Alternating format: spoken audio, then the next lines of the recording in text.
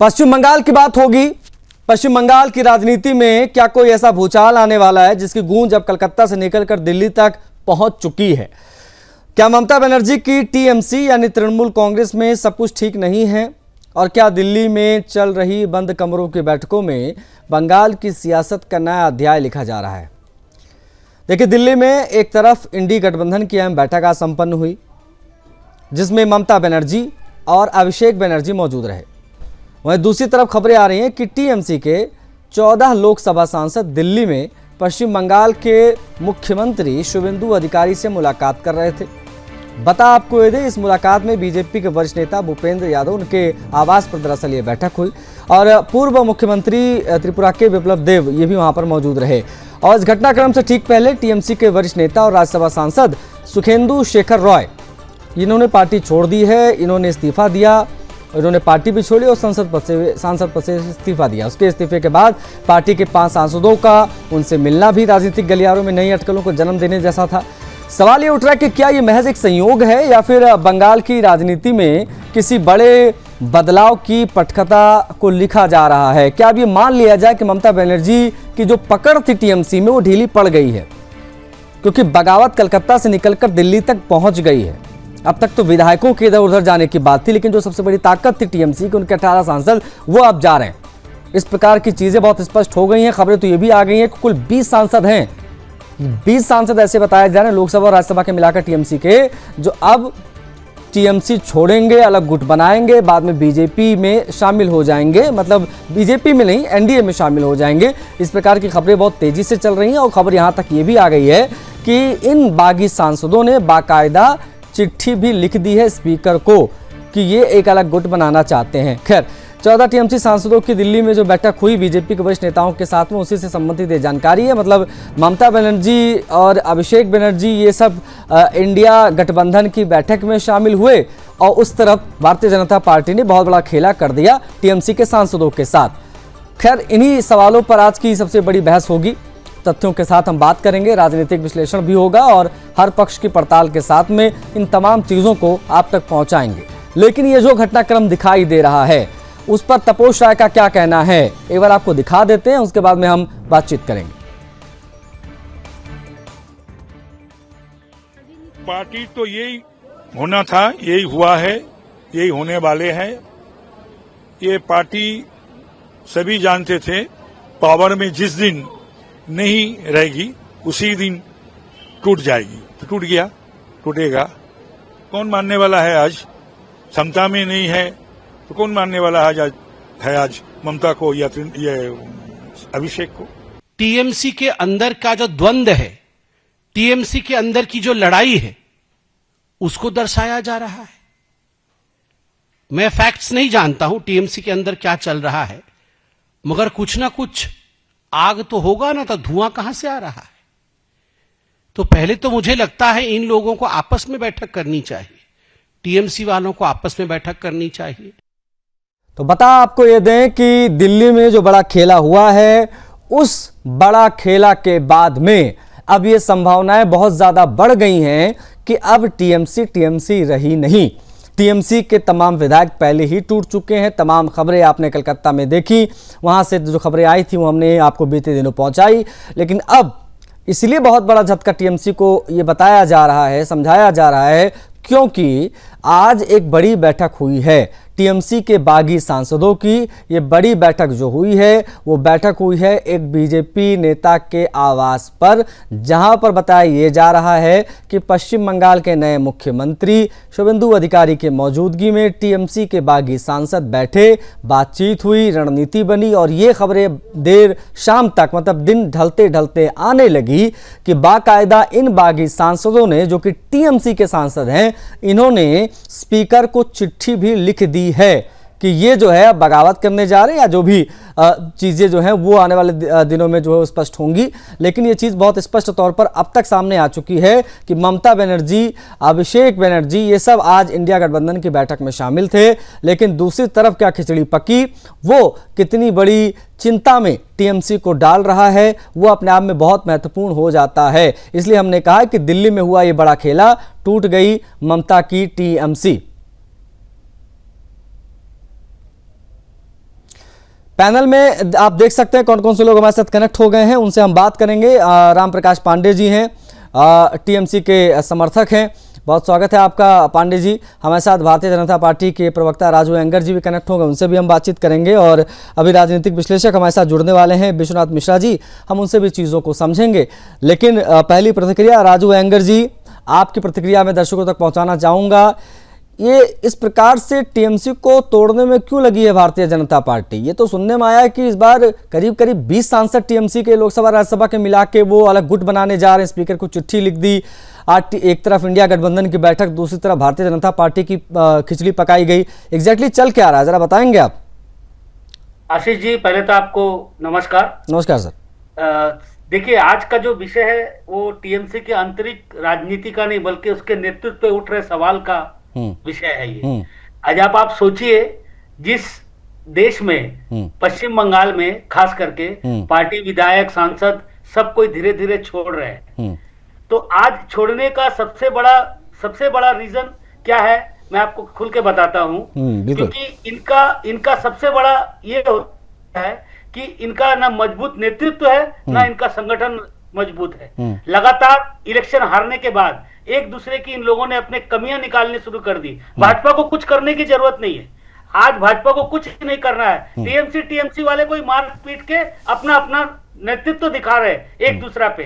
किसी भी राजनीतिक दल की देखिए सबसे बड़ी ताकत उसका संगठन और उसका नेतृत्व होता है। आज अगर वो नेतृत्व का अभाव दिख रहा है कि आज ममता बनर्जी पे जो नेता इतने सालों से उनके साथ थे, आज उनको उनके नेतृत्व पे शक दिख रहा है। शक दिखने की वजह से आज एक दूसरे को मानने को तैयार नहीं हो रहे। लेकिन मैं आपको एक बात और दावे के साथ कह सकता हूं, कुछ दिनों बाद आप देखिएगा ये अंदरूनी लड़ाई टीएमसी के सिंबल को लेकर होने वाली है। अच्छा। क्योंकि अब सिंबल की लड़ाई होगी कुछ दिनों बाद। क्योंकि अच्छा राजू जी, आप इतने इसमें वो लग रहे हैं, कॉन्फिडेंट लग रहे हैं, जैसे पूरी स्क्रिप्ट भारतीय जनता पार्टी ने लिखी है कि अब क्या भविष्य होने वाला है। भारतीय जनता पार्टी आप तो स्टेप बाय स्टेप सब बता रहे हैं कि क्या क्या होने जा रहा है। ठीक है, ओके, मैं इस पर और बात करूंगा। अब इस पर जो बाकी पैनलिस्ट उनकी प्रतिक्रिया भी ले लें। पांडे जी, क्या टीएमसी में सब कुछ ठीक है सर?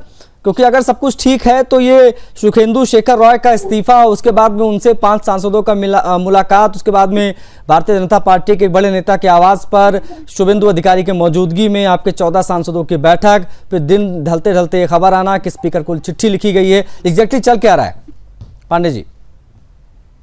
देखिए, आप देख रहे हैं कि 2026 भारत के इतिहास में एक नई राजनीतिक अध्याय लिखने जा रहा है। कि देखा जा रहा है कि ऑपरेशन लोटस, जब भारतीय जनता पार्टी के तिगड़मबाजी का जो जाल है वो सारे भारतवर्ष के हर आदमी के नजर में आने जा रहा है।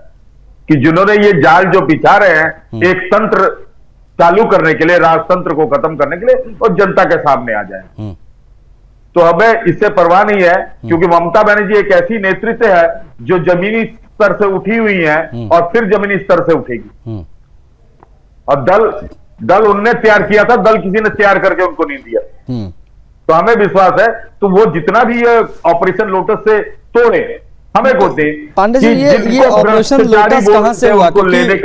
ठीक है पांडे जी, ऑपरेशन लोटस कैसे हुआ, जरा ये समझाइए। क्योंकि पश्चिम बंगाल में तो क्लियर मैंडेट मिला है इन लोगों को। मेरे को बता दें कि पश्चिम आप बोल रहे हो कि दिल्ली में भाजपा के एक नेता के घर में बैठे हुए, भूपेंद्र जी के भाजपा के नेता के घर में क्यों बैठे? लोटस तो वही हो गए।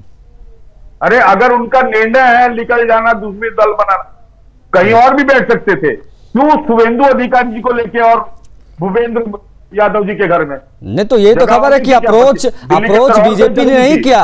अप्रोच जो किया है वो टीएमसी के सांसदों ने किया, टीएमसी के नेताओं ने किया कि अब उनको भरोसा नहीं रहा ममता बनर्जी पर, और इसीलिए वो इस तरफ आना चाह रहे हैं, अलग गुट बनाना चाह रहे हैं। खैर, विश्वनाथ मिश्रा जी, क्या कहेंगे आप इस बदलते स्वरूप को पश्चिम बंगाल की राजनीति के, किस प्रकार से आप देख पा रहे हैं अभी? धन्यवाद आशीष जी। सभी पैनलिस्ट को नमस्कार। देखिए, पश्चिम बंगाल में अभी जो कुछ हो रहा है वो जिन पार्टीज ने जिस तरीके से अपनी राजनीति को आगे बढ़ाया था, राजनीतिक वृक्ष को जैसे पुष्पित पल्लवित किया था, उसी का फल आ रहा है।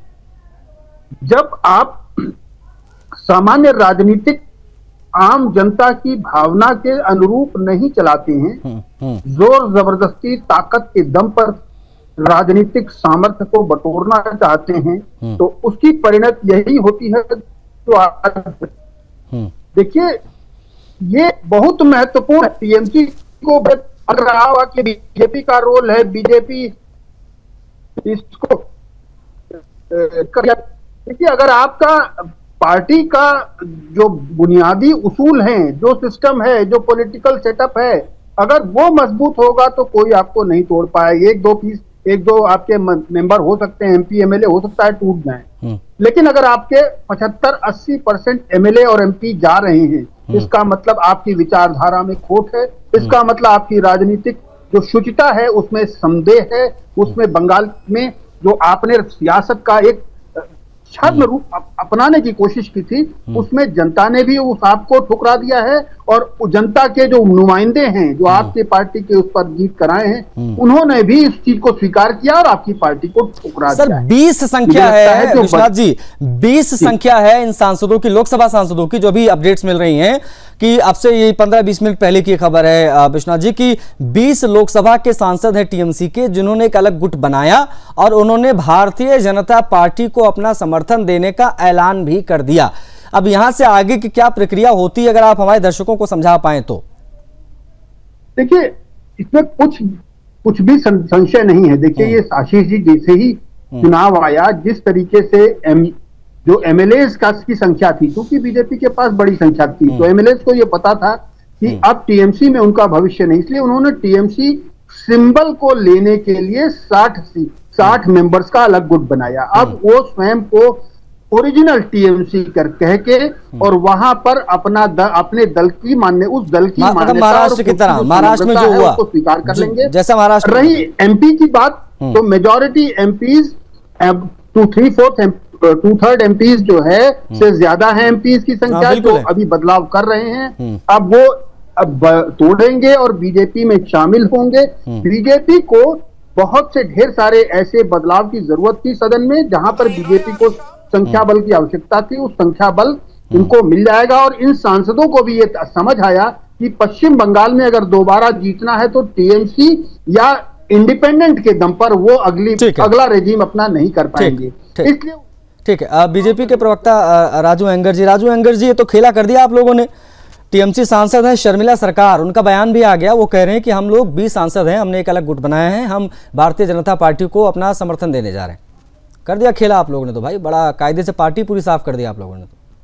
जी मैं आपको आकर्षित करूंगा अपनी तरफ कि इसमें बीजेपी को कुछ करने की जरूरत ही नहीं थी सर जी, क्योंकि टीएमसी के सांसदों को अपने दल में भविष्य सुरक्षित नहीं दिख रहा है और नए विकल्प नहीं, ये एकदम से कैसे हो गया? ये एकदम से कैसे सुरक्षित नहीं दिखने लगा? ये लोग टीएमसी के सिंबल पे जीत के आए हैं, 29 सांसद लोकसभा जनता द्वारा चुन के आए हैं, ये ममता बनर्जी के फेस पे टीएमसी के उस मोहर पे जीत के आए हैं, तो ये एकदम से कैसे हृदय परिवर्तन हो गया? असुरक्षित महसूस? हाँ। 2026 का जो हमारा विधानसभा चुनाव हुआ है ना सर, वो एकदम फेयर चुनाव हुआ है। वो पब्लिक एक स्पष्ट संदेश देती है कि आने वाले समय में इन चोर बेईमानों के लिए कोई जगह नहीं है। आज टीएमसी के इतने सारे जो सांसद हैं, इतने सारे विधायक थे, 15 साल इन्होंने तो सत्ता झेली, सत्ता का भरपूर फायदा लिया, सत्ता का मजा लिया। आज इन लोगों को लग रहा है कि अब हमारे हाथ से सत्ता जा रही है, ममता बनर्जी अपना विश्वास खो चुकी है, कार्यकर्ता लोग उनके साथ नहीं है, विधायक उनके साथ नहीं है, काउंसिलर उनके साथ नहीं है। तो अब इन सांसदों को लग रहा है कि हमारा भविष्य क्या होगा, तो हम क्या करें, 15-20 जन का एक गुट बनाए। उन लोगों ने भूपेंद्र यादव जी की मीटिंग कर ली, मीटिंग करके उन्होंने ये विश्वास दिया कि हम आपको समर्थन कर देंगे। लेकिन यहाँ सोचने वाली बात यह है सर कि ये सांसद आज से 2 साल पहले या 5 साल पहले ममता बनर्जी में पूरा आस्था रखते थे, तब तो उनको कहीं कोई दिक्कत नहीं आई। आज उनको भविष्य अंधेर में दिख रहा है, तब वो जाके बीजेपी के साष्टांग प्रणाम कर रहे हैं। लेकिन मैं भी अपने उच्च नेतृत्व से बोलूंगा कि बीजेपी इस तरीके के लोगों से कम दूर रहे, क्योंकि जिसको जनता ने नकार दिया, जिसके ऊपर जनता का भरोसा नहीं रहा, उनको अगर हम अपने दल पे लेते हैं तो हो सकता है हमारे बंगाल के वासियों को भी एक तरफ से बेवकूफ बनाना होगा। 20 गए हैं, अगले बाकी बचे 9 कब जाएंगे वो भी बता दीजिए। वो भी आ जाएंगे। ममता बनर्जी भी आ रही है क्या, ये भी बता दीजिए, स्पष्ट कर दीजिए। ममता बनर्जी अगर आएंगी तो बहुत अच्छी बात है, वो क्योंकि उनको तो जय श्री राम का मतलब ही गाली था, तो वो कम से कम आज स्वीकार कर लेगी कि भाई ये गाली नहीं था। पांडे जी इतने सालों में एक पिक्चर क्लियर होगा। पांडे जी, विधानसभा तो गया हाथ से, पूरा मामला ही साफ हो गया। उधर इधर लोकसभा में आपके 29 सांसद थे, 20 आज बीजेपी को समर्थन दे चुके हैं। ऑफिशियल हो गया है मामला क्योंकि ऐलान कर दिया गया है। अब ये बता दीजिए कि आप कब भारतीय जनता पार्टी ज्वाइन करने जा रहे हैं? पांडे जी, आपका हृदय परिवर्तन कब होगा? आशीष जी, पहले तो मैं बोलता हूं, मेरा हृदय परिवर्तन की बात तो बात की बात है, समझ गए। मैं पहले तो ये बोल देता हूं कि बड़े देशभक्ति के गुणगान गा रहे वाले जी है, संविधान को ताक ताक करे जा रहे हैं। गणतंत्र के लिए पूरा मेरा भारत महान कहलाता था, वो लोग खत्म होते जा रहा है। एक संदेश भारत से यह जाएगा कि भारत की सबसे बड़ी लोकतंत्र ध्वस्त हो गई, कि विरोधियों को प्रचंड से हम देके अपने तरफ ले आएंगे। विश्वनाथ मिश्रा जी, अब यहां से आगे क्या? भारतीय जनता पार्टी और मजबूत हो गई है केंद्र में, लेकिन ममता बनर्जी के प्रोफाइल को, ममता बनर्जी के भविष्य को आप किस प्रकार से यहां से देखते हैं? आशीष जी, देखिए, ममता बनर्जी के लिए अब दो स्थिति है। या तो ममता बनर्जी राजनीतिक रूप से जो सामर्थ्य था वो समाप्त है। अब उनके पास एक ऑप्शन है जो विरोधियों ने, सभी विपक्षियों ने उनके लिए स्थान रखा है, वो है मार्गदर्शक का। उन्होंने कहा है आप हमारी मार्गदर्शक बने, हमारा मार्गदर्शन करें। क्यों? उनके मन में उनके प्रति सम्मान है। उनके भतीजे ने पूरी पार्टी में एक, आप कह लें, तूफान ला दिया, अपनी एक टेक ओवर करने की कोशिश की थी, जिसकी नाराजगी स्वरूप ये स्थिति आज हुई है। लेकिन कार्यकर्ताओं में, विधायकों में, सांसदों में उनके प्रति थोड़ा सा अभी भी सम्मान है दीदी के प्रति, और उसको वो व्यक्त करते हैं। आज उन्होंने एक बयान भी दिया था कि आप हमारा मार्गदर्शन करें, यानी आप केवल मार्गदर्शन ही करें, अब लीडरशिप न लें, क्योंकि लीडरशिप लेंगी नहीं, वो नहीं लेंगी, वो लीडरशिप ट्रांसफर कर देंगी। तो अब उन्होंने नए जो लीडर्स हैं, उन्होंने पार्टी के पुराने लीडर ने उन्होंने लीडरशिप टेक ओवर कर लिया है, इसमें कोई संशय नहीं है। अब चाहे इंडिया अलायंस हो, इंडिया अलायंस जो हो, उसमें दीदी का जो रोल है वो भी बिल्कुल नाम मात्र का है। आप उसको कह सकते हैं कि वो उपस्थिति मात्र रहेगी। प्रदेश में अब राजनीतिक उनका समापन हो चुका है, राजनीतिक युग का समापन। एक 2026 के इस विधानसभा चुनाव ने कितना कुछ बदल दिया ना। ठीक है सर, अब मेरे पास समय आज सीमित था। आप लोग जुड़े, बहुत आभार आपका। राजू जी, पांडे जी आपका बहुत आभार, विश्वनाथ मिश्रा जी आपका आभार। चर्चा में फिलहाल मेरे साथ इतना है, आज्ञा दीजिए। जय हिंद।